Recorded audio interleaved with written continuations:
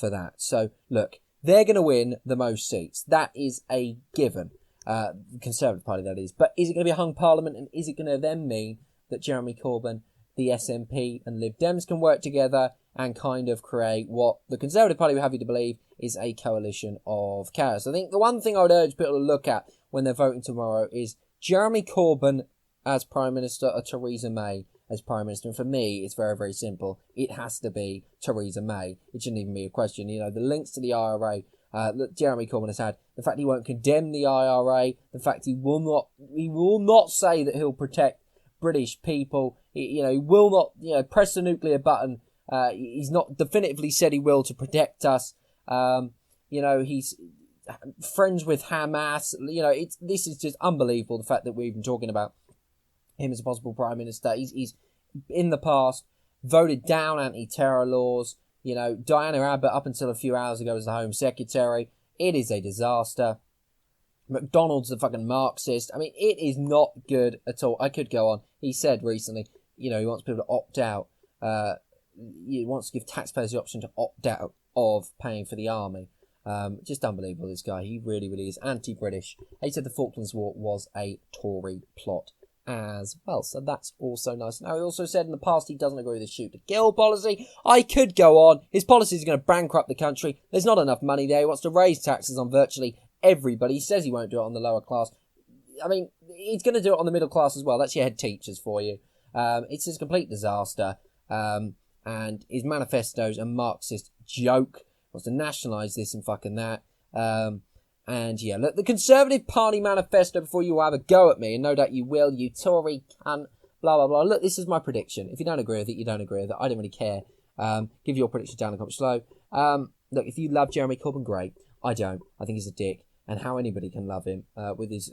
Just simply with the fact he will not condemn the IRA is beyond me. And look, the Tory manifesto is not great. They should have won this election easily. This should have been absolutely easy. They've made a hash out of it. And they've made a hash out of it with a poor manifesto. The dementia tax was a disaster. And they haven't really got a great manifesto. It's okay. It's not as good as it should be. That said, who do you want at the Brexit negotiating tables? Theresa May or Jeremy Corbyn? Again, very, very simple. Corbyn's going to be ran over. Probably won't give us the Brexit deal that we want. Conservatives, Theresa May will hopefully stand strong. Look, I don't necessarily think she'll give us the Brexit deal that we want. But if she doesn't, she should know UKIP will rise to power. Not necessarily winning an election, but will be a force in 5 years' time. Anyway, that's the politics of it. As for your vote, I'm 17. I can't vote. So you can use that against me in the comments section. Oh, you Labour voters, when you have a go at me in a minute. So look forward to it.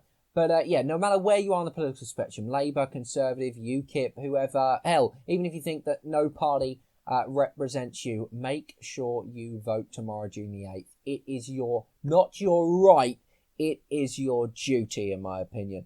People have died to give you your vote. At least exercise the power to vote. And if you don't feel like any party represents you, fine. Scribble over the ballot paper. Write in noddy, but make sure you vote. It is your duty. And I cannot understand why people don't vote. And if you don't vote, you don't have the right to bitch and complain about anything, in my opinion. If you can't vote because you're too young or for whatever else reason, of course, you have the right to bitch and complain because you can't vote and you would if you could.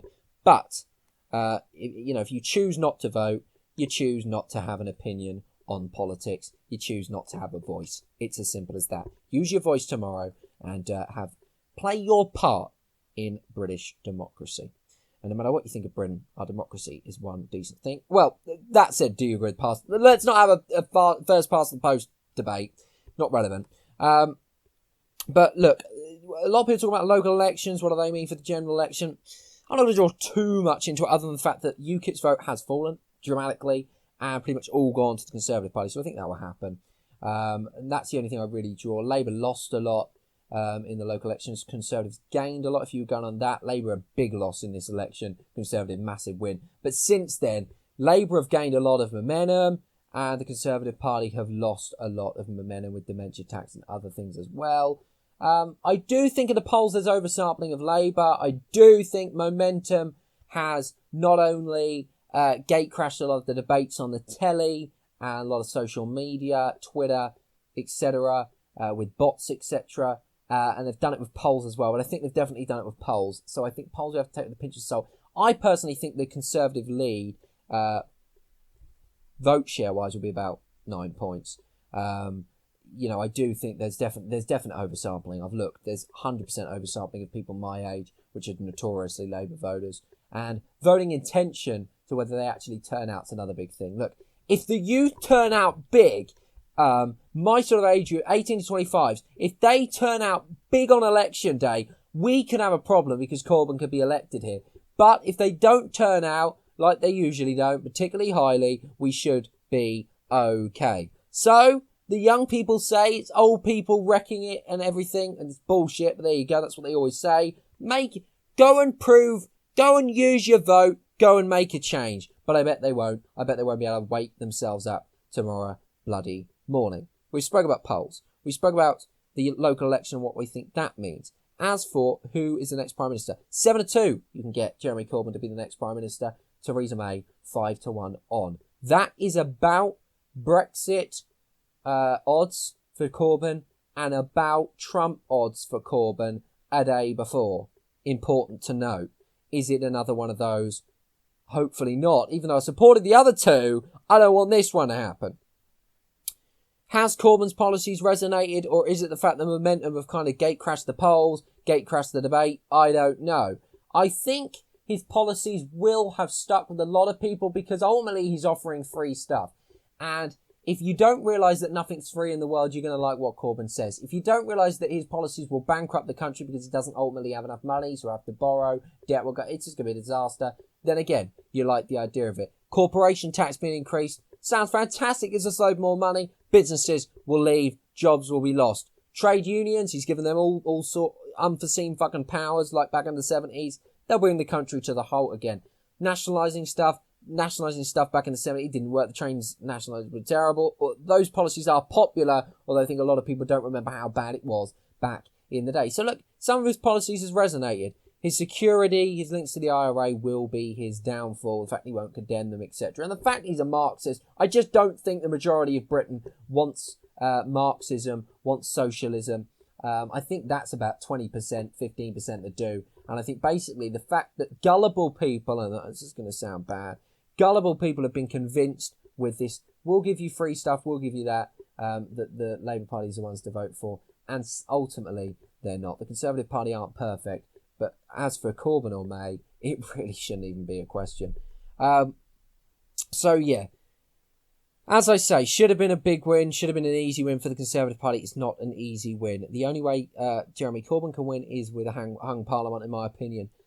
Conservatives will win the most seats, but then if they don't get enough, can Labour bring together a kind of coalition of chaos with the Lib Dems and the SNP? Will have to wait and see. Seats-wise, it will be there if the Conservatives don't get a majority, of course. But yeah, let's go into then predicting my thoughts on this election, what I think will happen. As for who I think will leave. Leaders, UKIP, it's going to be a bad night for UKIP. There's a chance they might win a seat where the election fraud was, interestingly, where Nigel Farage stood in 2015. Could win that. I've actually given them no seats, and I've said their vote share is going to go from about 13% all the way down to 4%.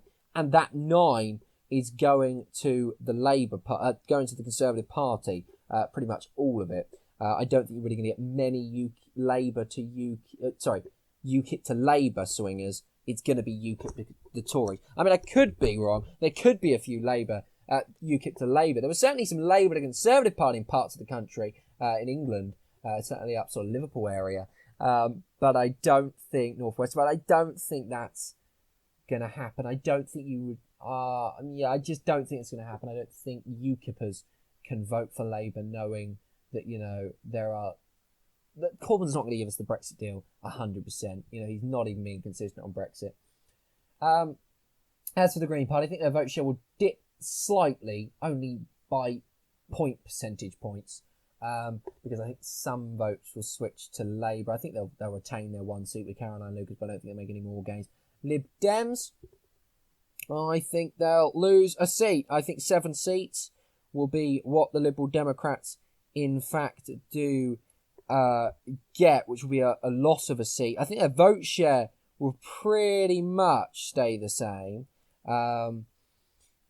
At about 8%, but it's been bad for Lib Dems. We'll talk about this, a lot of talk about this Lib Dem fight back. It really hasn't manifested, and I think it's because they've got it all wrong. They've called for this second referendum, and it's not what the public want. The majority of the public want Brexit, whether you Remain or Brexit. You want it to go ahead. You want it just done with. You want to start the process. You don't want things being blocked. Liberal Democrats, other parts of their manifesto, we haven't really heard of it. They want to increase income tax by 1p. I don't think that's particularly popular at all. And yeah, I just think they've had a poor campaign. There is talk on the streets that Clegg and Farron's seats might be up for question. It could happen. What a disaster that would be if it did. But I think they'll be okay. I think they'll hold their seat, but I do think they will lose one seat. Could be a terrible night for Lib Dems. But I mean, can it get any worse for Lib Dems is a question. I think it might well do, although I don't think their vote share will change too much. And I think that's good news for Labour, because I thought if Lib Dems did decent, they'd take votes away from Labour, and that's not what's happened. So that's good for Labour. But yeah, not good for the Liberal Democrats. Will Tim Farron stay or go? I'm going to say he will stay for now, but I think he'll resign a couple of months after. But it's difficult to call really what Tim Farron does after this election. Plaid Cymru, I think they'll lose a seat. I think they'll go down to 2. Not really going to say too much more on them. As for Wales, looked for a long time that the Conservatives could have a historic majority in Wales. I don't think that'll be the case anymore. They have lost a lot of momentum, but they will win seats in Wales, and it'll be a better performance than it was 2 years ago. As for Scotland, similar sort of thing. Again, there was talk about Conservative massive gains there. I think they'll gain a lot in Scotland, 5, 6, 7, 8 seats, but it won't be massive. Labour will probably gain a couple as well. SNP, unpredicted, they lose 10 seats. And they go down to 46 seats. Look, it's difficult for them because they can't really. There's nowhere really to go. They can't improve. But I think it's damage limitation. Really, it's going to be a bad night for the SNP. They'll try and swing it to say, look, we still hold the majority seats in Scotland. Blah blah blah blah blah. Sturgeon will no doubt stay on. Can't stand her. And just note, guys, if Labour and SNP form a coalition, you're getting a second referendum and you're breaking up Britain. Just so you know that. But yeah, no, I don't think it will be as bad a night for the SNP as we perhaps thought a few weeks ago, but still not a good night. But they'll try and swing it and make out that it's a good night. So 46 seats for them. Now, the big two. As I say, I'm not going to talk about Northern Ireland. Labour, I'm going to go with 37%, in the vote share, which is a 7 percentage increase on 2015. So, they will try and swing that as a positive, but they will lose seats. Conservatives, I'm going for 46%, which is nearly 50%. If the UKIP vote completely collapsed, then yes. There is a very, very small chance that if these polls are as oversampled as I perhaps think they are, that the Conservatives could get a 50% vote share. I think it's unlikely. If you'd have asked me about 4 weeks ago, I'd have probably said it's 50-50. Now I think it's very unlikely, a 10% chance. But, of course, a 9% percentage point vote share difference between Labour and Conservatives is what I'm trying to say. And thing to note, what if I include in that? The traditional, shy Tory vote. There's always that. We saw that in the last election. It was massive, actually. It was a 3-4% shy Tory vote. And I have gone Conservative here and given it 2-3%. Could be a hell of a lot more. And if the shy Tory vote is like what it was in the last election, that's where we could see a bumping majority for Theresa May. But I'm going for seats. What does this translate in seats? 214 for Labour, 365 for the Conservative Party. So Labour losing about 18 seats, the Conservatives gaining 35. That's a Conservative majority of 76, strengthening the hand in the Brexit negotiations, although not as much as perhaps Theresa May have thought when this campaign was, when the election, was called. It's not going to be a Margaret Thatcher like majority that it could have been. I'd love to see the Conservatives hit 400 seats. I'd love to see Labour in the hundreds. I'd love to see Liberal Democrats hit 4 seats. The Green Party lose their thing. SNP go 25. Anything can happen. Because look, in the last few elections, things that we didn't expect to happen have happened. Now, some would say, well, that could be that Corbyn's going to win. Okay. but it could be that this Conservative majority is what we thought it might be about 8 weeks ago. Lots to play for. But yeah, just to go over my final prediction, UKIP 06, Greens 1,